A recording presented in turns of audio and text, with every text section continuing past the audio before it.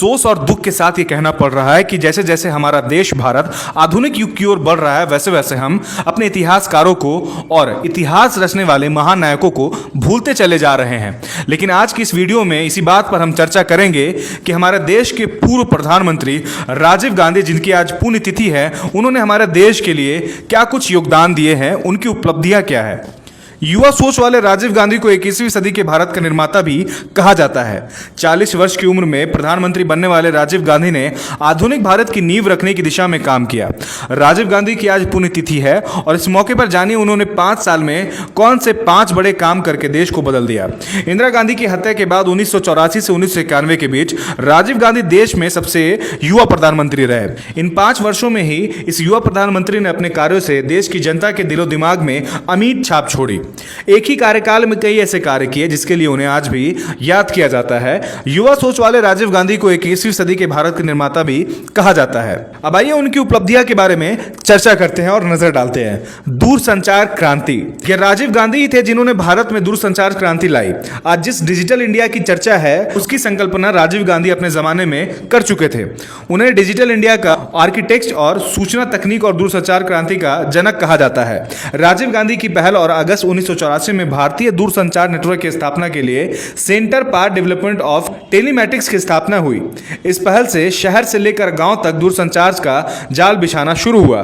जगह जगह पीसीओ खुलने लगे, जिससे गांव की जनता भी संचार के मामले में देश दुनिया से जुड़ सके। फिर 1986 में MTNL की स्थापना हुई, जिससे दूरसंचार क्षेत्र में और प्रगति हुई। अगली उनकी उपलब्धि है जो कि देश में एक अहम भूमिका निभाती है। पहले देश में वोट देने की उम्र सीमा 21 वर्ष थी, मगर युवा प्रधानमंत्री राजीव गांधी की नजर में यह उम्र सीमा गलत थी।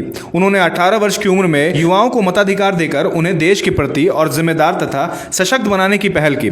1989 में संविधान के 21वें संशोधन के जरिए वोट देने की उम्र सीमा 21 से घटाकर 18 वर्ष कर दी गई। कहा जाता है कि हमारा भारत देश टेक्नोलॉजी के दौर से गुजर रहा है, जिसमें कंप्यूटर की एक अहम भूमिका है।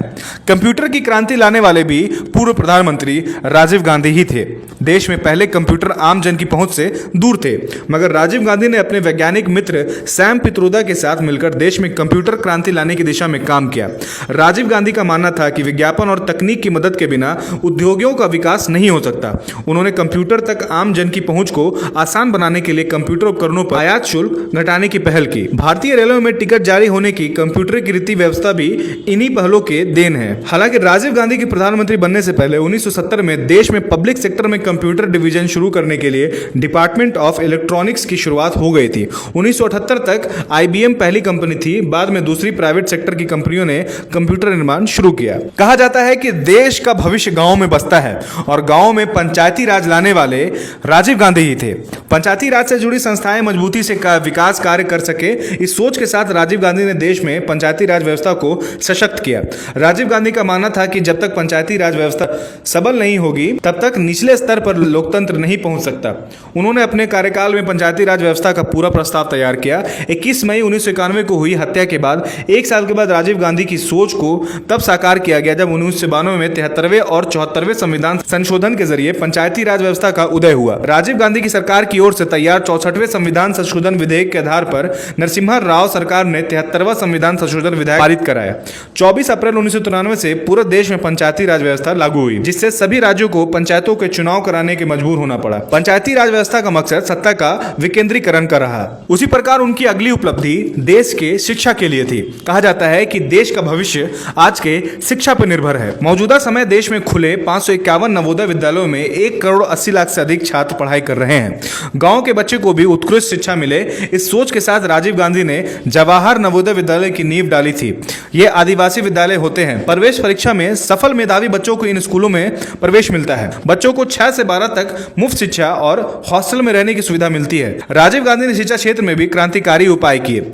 उनकी सरकार में 1986 में राष्ट्रीय शिक्षा नीति NPE की घोषणा की। इसके तहत पूरे देश में उच्च शिक्षा व्यवस्था का आधुनिकीकरण किया गया। इसी प्रकार महिला सशक्तिकरण में भी पूर्व प्रधानमंत्री राजीव गांधी का एक बड़ा योगदान रहा है। वो महिलाओं को पहली प्राथमिकता देते थे और कहते थे कि महिलाएं अगर हमारे देश के आगे आती है तो हमारा देश का भविष्य उज्जवल होगा। उन्होंने महिला सशक्तिकरण को लेकर देश में कई विकासशील योजना लेकर आए और आज आप देखेंगे कि महिलाएं भी पुरुषों से कई गुना आगे बढ़ चढ़कर हिस्सा ले रही हैं। आज एक ताजा एग्जाम्पल आपको मैं दूंगा। निखत जरीन जो कि एक बॉक्सर हैं, आज से ठीक एक दिन पहले देश के लिए गोल्ड मेडल जीता है। उनके विचारधाराओं पर चलने की कोशिश करनी चाहिए। धन्यवाद।